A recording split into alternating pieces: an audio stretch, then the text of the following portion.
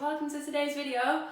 Today I'm going to show you how I got the panelling effect on the back wall here. I'm going to talk you through what exactly I did and I'll show you what I did at the same time. All of the items of things that you'll need to do this I will leave in the description box below. Thanks for watching. Here you can see our plain white wall before we started panelling, and what you want to do is you want to work out the exact measurements of that wall, so length and width, how much space are you working with, and you need to make sure that you have an even space between each panel so that it looks really sort of flawless when it's finished. It depends what kind of effect you want, but I personally wanted the panels to be long and thin because it gives the impression that your walls are actually longer than they are. So it gives the impression of a higher ceiling than you actually have. What we did then is we measured up onto the wall. We drew out our first panel, so you can see here what it looks like. Basically, it gives you an impression before you start, and you can see whether you like it or not. Matt has then used a mitre box, which is really good because it will give you an exact 90-degree angle when you are cutting. And once he'd cut the pieces to the exact measurements, I then worked out on the floor, just basically pieced the panelling together and made sure that it added up.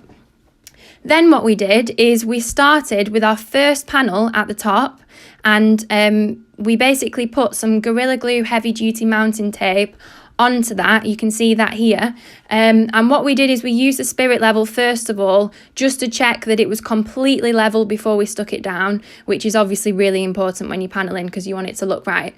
And we basically stuck the tape on the outside edges and also in the middle, so we had 3 bits of the double-sided sticky tape that we stuck down on that top panel.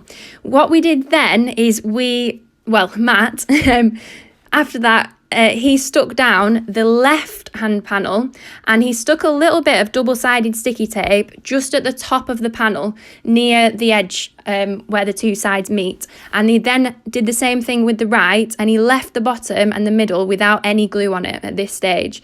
And we then left those hanging, and we put on the bottom panel so that the top and the bottom panel were fully secure with 3 bits of glue. And that just means that you make sure that you get it really, really right and that your angles are fully lined up. It's much easier, we found, to do it that way. Then we stuck down the bottom of the 2 sides, and after we'd stuck down the bottom of the 2 sides, it sort of naturally aligned in the right space, and then we put some Gorilla Glue tape in the middle of those 2 panels as well. So you can see here what it looks like at the moment. We decided to personally start with the top panel because we found that was much easier to just, have a go at one box and then do the next, etc., etc., when they were the same. You will also find that your first square, you spend a lot of time on that one, and then it does get a lot quicker the more practice that you have. Obviously, practice makes perfect. So again, your spirit level is going to be your absolute best friend when you're doing this project, because it's really important to make sure that it is lined up. You can see here the Gorilla Glue that I've used.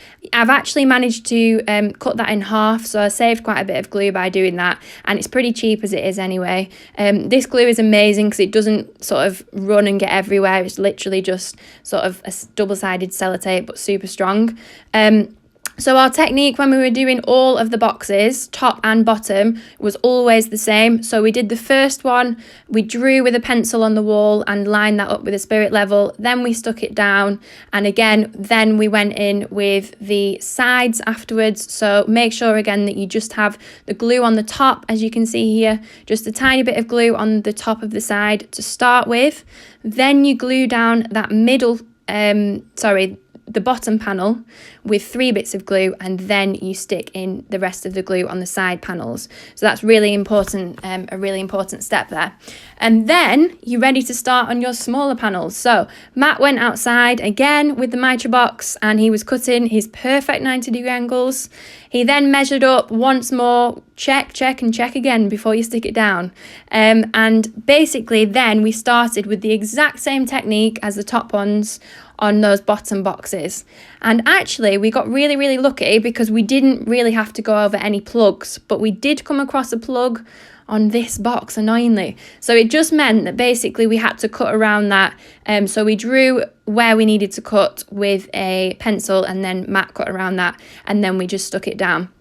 So again, we literally followed the exact same technique. Top panel first, then the sides with a little bit of glue, then the bottom 3 bits of glue, and then the rest of the glue on the side panels. And again, just as important as it is on those top panels, to keep using your spirit level as you work in. So here you can see we've actually got all pretty much of the panels down. This is the last one, that last bit of glue just going down on the last bit there. And here you can see the finished look. I'm so happy with how it's turned out. So I really hope you like it. If you have any questions at all, please just pop those in the comments. Thanks for watching.